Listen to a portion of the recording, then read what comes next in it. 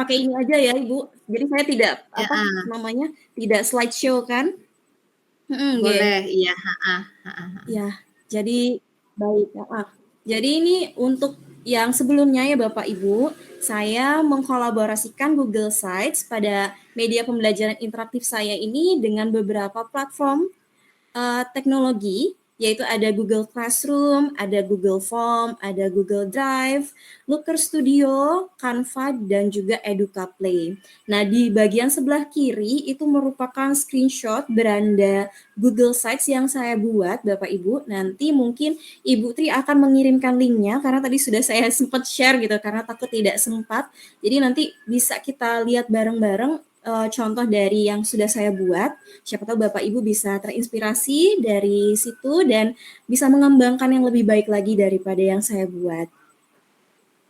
Baik, kita lanjut ke slide berikutnya. Ini yang tadi saya katakan bahwa Google Sites itu memiliki berbagai keuntungan. Yang pertama pastinya gratis ya Bapak Ibu, gratis dan tidak ada peningkatan premium memang. Jadi memang dia versi light dari dari salah satu Google Family, fitur Google. Jadi memang dia versi light-nya apabila kita pernah mencoba untuk Blogspot dan WordPress, mencoba membuat atau mengakses itu sebenarnya masih lebih sulit dibanding Google Sites. Jadi bisa terbayangkan ya Bapak Ibu, mudah banget, jadi pasti nanti bisa penggunaannya. Nah, untuk Google Sites sendiri di sini tidak hanya gratis tapi juga mudah, dan karena dia by online dia bisa auto save, terus juga bisa dikolaborasikan seperti yang saya bilang tadi, dan keamanan dalam penyimpanannya itu sudah terjamin karena merupakan besutan dari Google dan terintegrasi juga dengan Google Family. Terus juga ada free 15 GB penyimpanan, bahkan yang saya baca itu lebih dari 15 GB Bapak Ibu, jadi masih aman. Dan kenapa sih saya menggunakan Google Sites? Karena memang kalau misalnya kita lihat ya banyak sekali platform teknologi ya, salah satunya mungkin Google Classroom itu hampir sama dengan Google Sites, tetapi saya merasa Google Sites ini lebih sistematik Bapak Ibu. Jadi kita bisa membuat misalnya per sites itu untuk satu pertemuan seperti itu. Baik, kita lanjutkan. Karena tadi judulnya adalah pemanfaatan Google Sites dalam kegiatan pembelajaran berbasis masalah. Di sini ini sintaks pembelajaran berbasis masalah atau problem based learning. Bapak Ibu mungkin bisa melihat dan mungkin sudah tahu ya sebelumnya ya. Jadi kenapa sih saya mengambil problem based learning? Karena di sini saya merasa bahwa ketika seorang siswa itu dihadapkan oleh suatu masalah, justru malah siswa ini malah lebih bisa nih membangun pengetahuannya, bisa mengkonstruksi sendiri pengetahuannya dengan mungkin mencari referensi yang lain sehingga bisa mendapatkan solusi dari permasalahan yang kita berikan gitu. Dengan catatan permasalahannya juga yang tidak terlalu berat ya untuk diselesaikan sendiri. Nah, makanya di PBL ini memang sebenarnya kita pembentukannya kelompok Bapak Ibu. Sebenarnya bisa kelompok, bisa individu, tetapi kalau memang permasalahannya mungkin agak tingkatannya lebih lanjut seperti detektif itu tadi, bisa menggunakan kelompok. Nah, di sini problem based learning ini merupakan model pembelajaran yang berpusat kepada siswa. Jadi, kenapa saya mengambil itu ya karena untuk supaya student center oriented. Begitu Bapak Ibu. Baik, selanjutnya adalah di sini bukan contoh ya Bapak Ibu. Di sini dokumentasi dari setiap tahapan yang ada. Jadi yang pertama orientasi masalah, orientasi peserta didik pada masalah. Lalu selanjutnya adalah mengorganisasikan. Di sini saya menggunakan Looker Studio. Jadi siswa itu dapat mengecek sendiri namanya ini berada di kelompok berapa. Gitu Bapak Ibu. Nanti kita bisa coba bareng-bareng. Nah, untuk selanjutnya ini adalah membimbing penyelidikan. Jadi tahapannya membimbing penyelidikan baik individu maupun kelompok. Selanjutnya mengembangkan dan menyajikan. Di sini saya juga menggunakan Google Form. Jadi yang sudah saya tautkan ke Google Sites, Google Form dan juga ada Canva nanti Bapak Ibu. Dan yang terakhir adalah menganalisis dan mengevaluasi. Jadi anak-anak diberikan kesempatan untuk memaparkan nih hasil analisis mereka, dan kita sebagai guru memberikan umpan balik atau timbal balik dengan mengevaluasi bagaimana hasil analisis yang mereka lakukan. Nah, di sini mungkin tadi juga Bu Tri sempat bilang nih, jangan-jangan anak-anak dijadikan detektif nih. Ya benar banget Bapak Ibu. Jadi mohon maaf mungkin kalau typo ya, maksudnya detektif in chemistry. Jadi di sini saya mengadopsi dan juga ibaratnya menginovasikan dari hibah tim kimiaku jurusan kimia FMIPA Universitas Mula Warman yang menghibahkan kit detektif kimianya kepada beberapa sekolah di Kalimantan Timur, khususnya di SMA Negeri 1 Samarinda. Jadi sebenarnya kalau dari tim kimiaku ini sendiri, kit detektifnya itu berupa alat dan bahan untuk practical method, atau maksudnya adalah metodenya praktek di lab.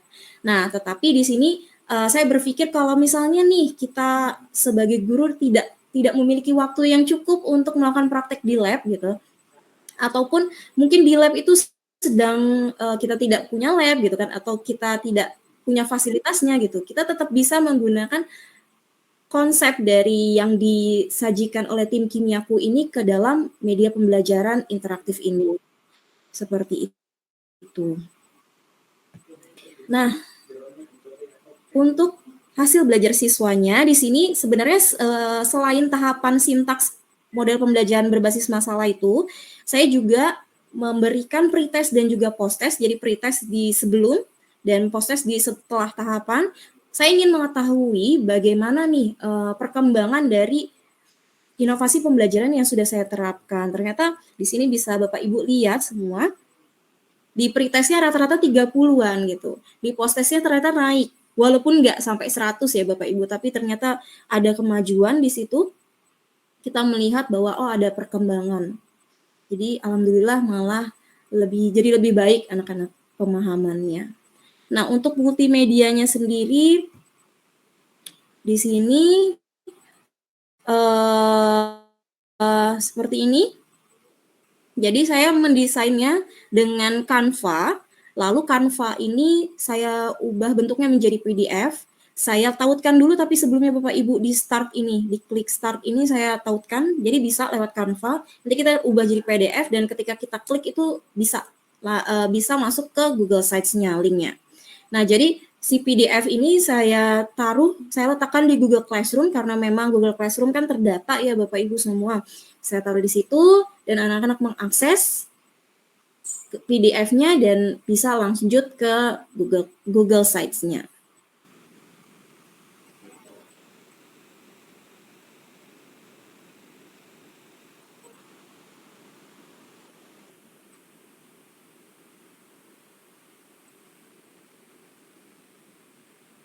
Iya, sudah terlihat, Bu Sela?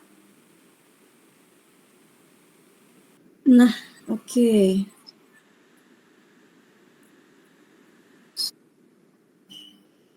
Sudah terlihat Detective in Chemistry?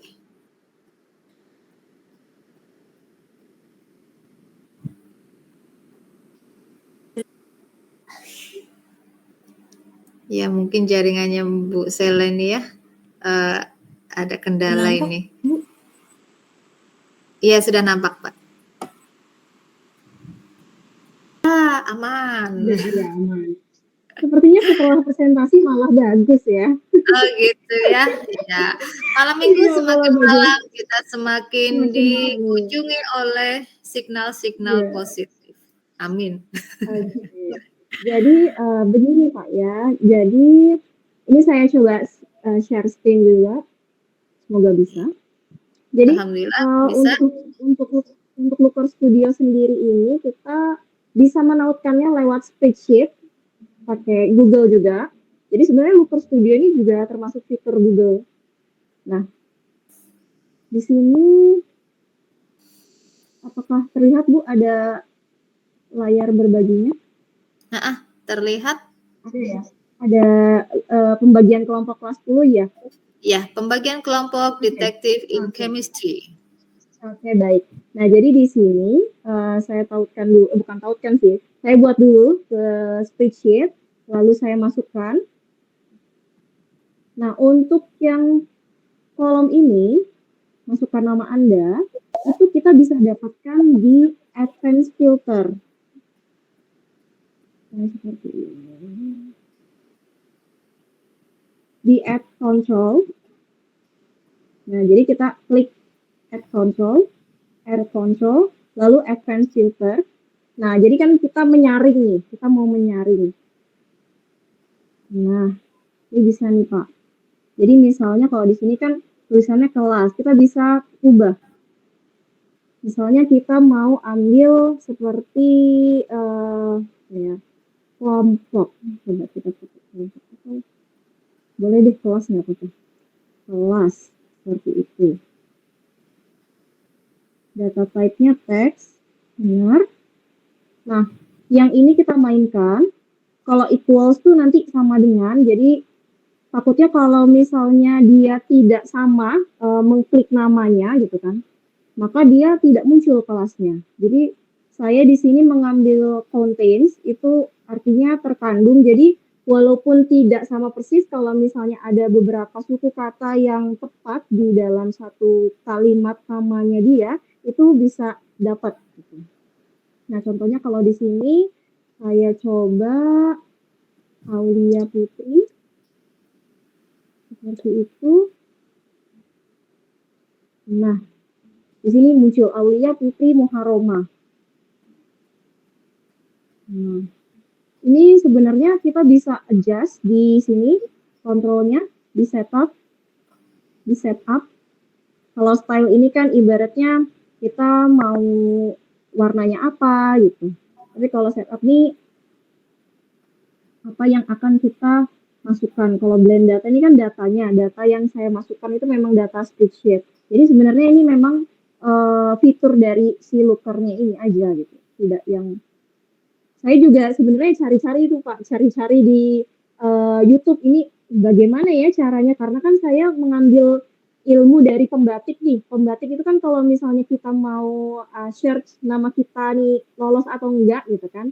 Ini kan biasanya tampilannya seperti ini Bapak Ibu. Nah ini saya agak apa namanya kepo nih, ini bisa juga dimanfaatkan gitu.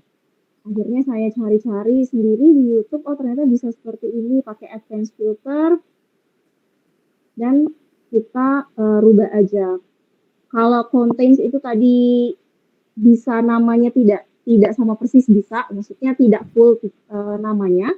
Kalau start with nih bisa dimulai, misalnya namanya yang pertama Aulia gitu kan, kita bisa klik pakai Aulia. Hanya saja takutnya yang namanya Aulia ini di kelas-kelas lain banyak gitu Bapak Ibu.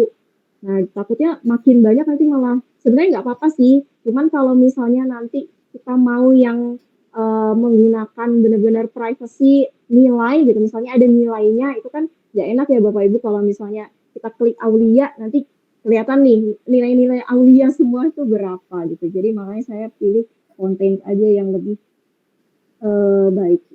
Nanti mungkin Pak Itmat bisa share juga nih ke saya nih setelah mencoba seperti apa, karena memang saya baru sebatas ini saja mencobanya, baru mengeksplornya yang kira-kira saya butuhkan untuk saat ini, seperti itu Pak. Baik Ibu Tri, terima kasih karena tadi memang belum sempat closing ya Bu ya. Betul. Jadi ya, jadi harapannya kita sebagai pendidik ini karena sudah mendedikasikan gitu kan menjadi pendidik, kita mau tidak mau harus terus belajar dengan inovasi-inovasi yang ada seiring perkembangan zaman. Apalagi sekarang sudah zamannya teknologi, jangan sampai seperti yang Pak Rizky bilang, teknologi itu ibaratnya dikuasai oleh hal-hal yang kurang bermanfaat atau bahkan tidak bermanfaat ya bagi generasi kita yang sekarang. Ya, saya mau tutup pakai pantun nih Bu ya, karena tadi belum sempat berpantun. Siap. Ya, oke. Bapak Kuduh, suaminya Ibu Ani. Cakep. Bapak Syafat, suaminya Ibu Nini. Cakep. di malam minggu yang ceria ini. Semoga dapat bermanfaat pada webinar kali ini. Terima kasih banyak Bapak Ibu semua. Oke, mantap. Baik. Wah, Pak Rizky sudah